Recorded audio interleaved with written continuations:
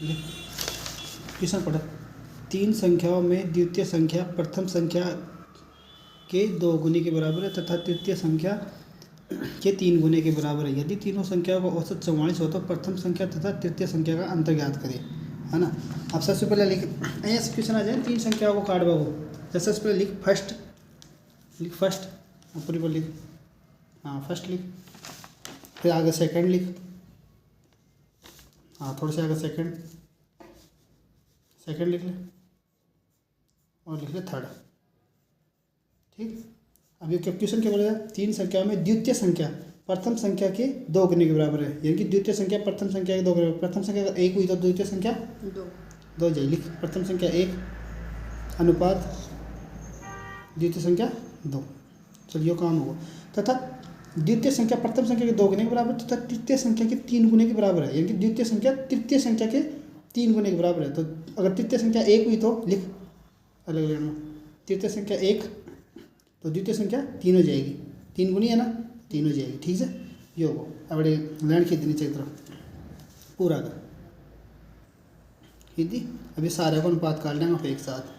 अब देख, अब जो खाली जगह बच जाए ना, जिसका सारा वाली संख्या होना बाई भर दिया गया। अब 2 सारा संख्या 2 सारा जाए तो 2 लिख दे, 2 लिख दे, हाँ 2 लिख दे।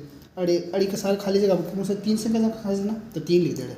अनुपात का, हाँ अनुपात में लिख दे, कहीं लिख दे, वो तो कोई जरूरी नहीं, अनुपात लगाओ जरूरी करना, अनुपात नहीं भी लगाओ तो सही है। अब ये ऊपरली संख्या निचला संख्या से गुणा कर दे और नीचे लिख दे, हाँ 3 ने 1 से गुणा कर, 3 लिख, 3 लिख,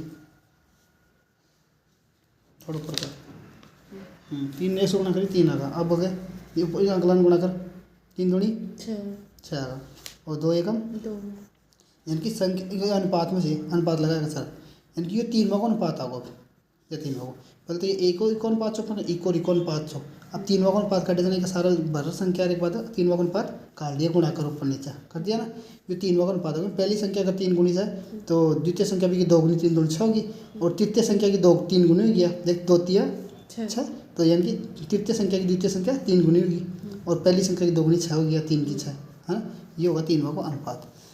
अब अपन के बुद्धि रख जाग लो, औसत दे रखे, लिख औसत को सूत्र लिख, औसत निकालो, औसत लिख, औसत औसत बराबर होता है राशियों का योग बटे राशियों की संख्या। औसत बराबर होता है राशियों का योग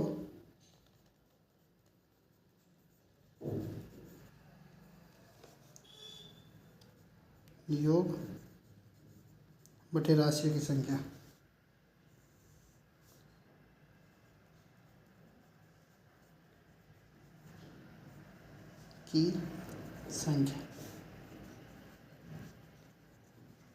अब सूत्र में मान लिखाना पा। अब अपन क्वेश्चन में कितना औसत कितना जगह, औसत 44 है। औसत देखिए क्वेश्चन के अंदर देख दिखाऊँ, क्वेश्चन में औसत कितना रखे जाए, औसत है 44, तीनों संख्या का औसत 44 है। तो औसत की जगह बता लिख देना 44 लिख, औसत बराबर 44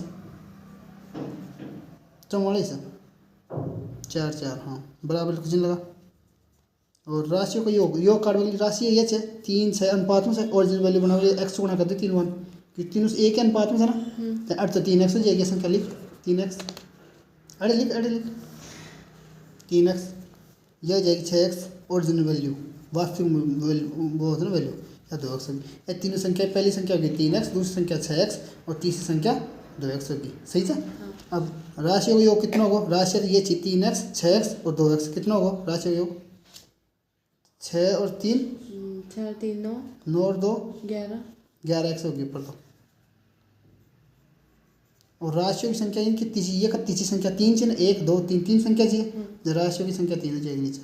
अब x को मान निकाल लें, इंगित को चिन्ह लगा, अभी लिखे 44 बटे 11